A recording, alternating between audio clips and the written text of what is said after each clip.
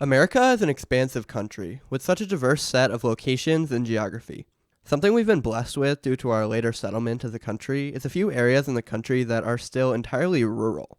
Looking across the lower 48, it's not a dense mapping of large cities, but instead a ton of farmland and rural areas that surround the cities.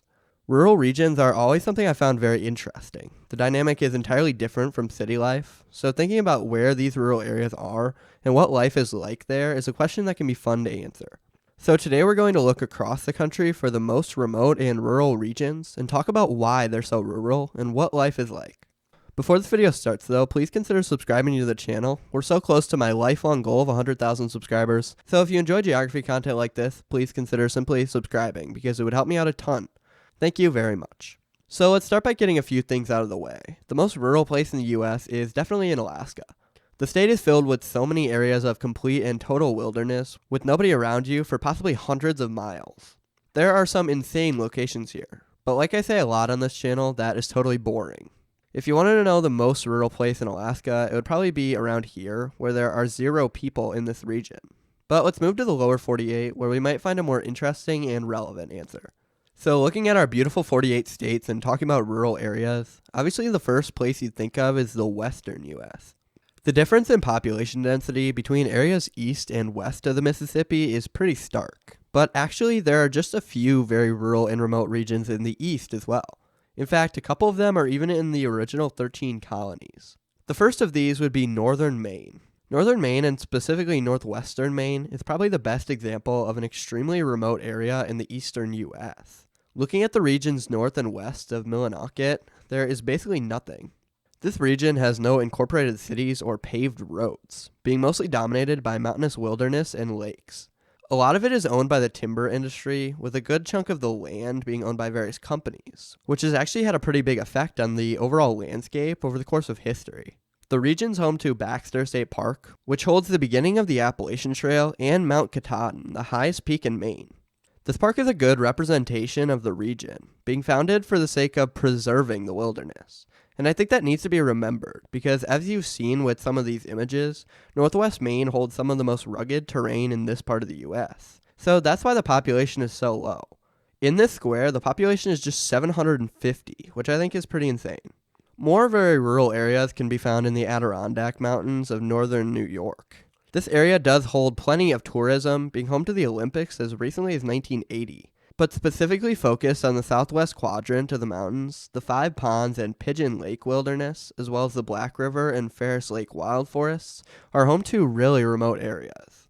Now, sure, there's more population here since state highways 28 and 8 run through the region and are home to some development. So the highlighted area is home to 3,500 people. But between those small valleys with villages like Old Forge and Eagle Bay, it is totally undeveloped. But to end out areas that are technically east of the Mississippi, if you go by the Mississippi River's most westerly point, there's the boundary waters of northern Minnesota. This area, known for its amazing canoeing, is pretty much totally empty. So putting it pretty simply, this area is defined by former glaciation.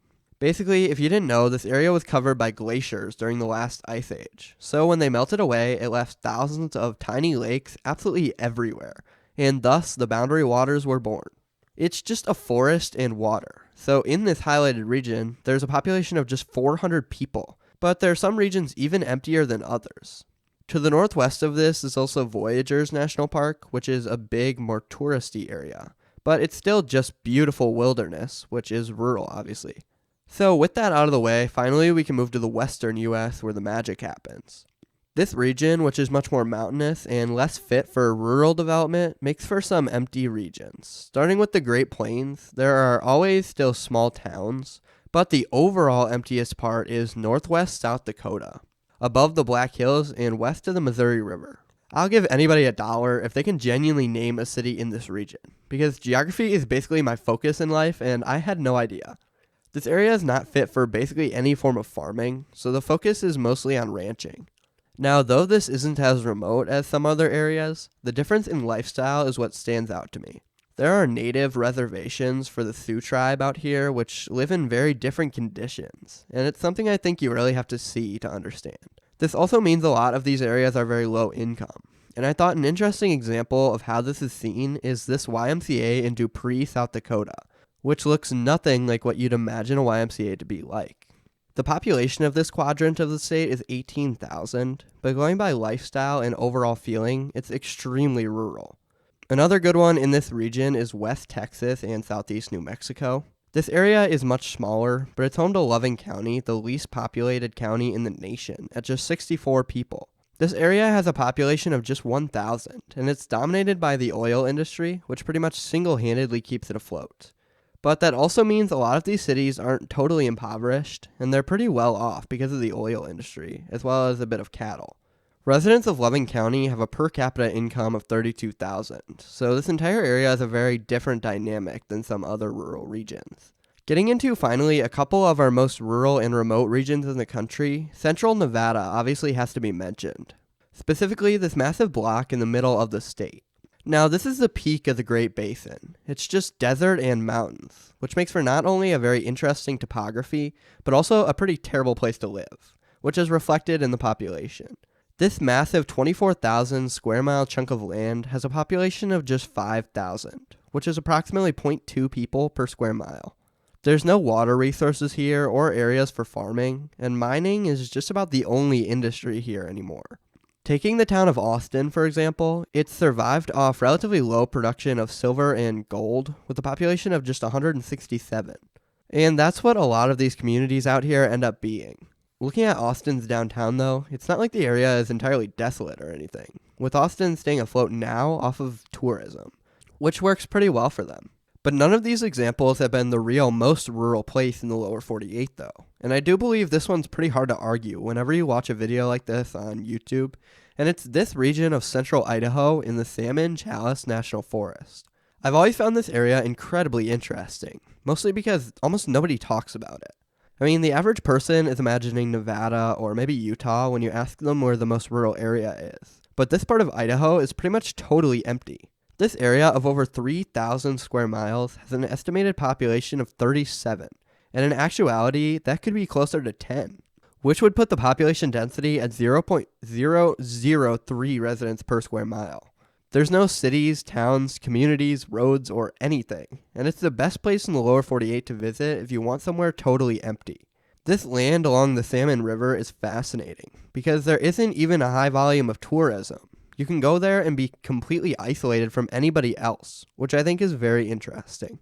There are so many other interesting rural regions in the US, though. I think the many aspects of day-to-day life in these places are worth studying. How do you survive without a city near you? And are the people here happy in their situations? It's one of America's coolest and most interesting qualities. Thanks for watching. Thank you to the members this week: Julius Landry, Justin R., Philip Monroe, Doug R., Queen She Fox, Davin Levinwood, Robert Hinton, Midwest Rail Fan, Q Yames, Jake Huffs, Andres Quintaro, DS, Richard Horwell, Mick Kastner, D. Garcia, Stephen Phillips, CJ Brick, Big Pasty, Resident Contrarian, Hazev the Wolf, Bunny, Brock Sanders, Stephen Priestman, SB Wilder, Florida Jake, Sergey C17, Alex Williams, Makita Martinov, Kurt Ainsley, Jerome McCall, KMS162, Sergey C17, JL, Bryson, Rosebud 4, Darkbird, Wolfling73, Snyderschwein, Benjamin Weddings, and Ryan Devins. I appreciate you all so much. We've had so many new members lately, which I appreciate a ton. Again, if you want to become a member, the link is down in the description below. All the money goes straight into my savings. So if you want to help me out as a person, this is the best way to do it. I promise it's all going to a good cause. Thank you.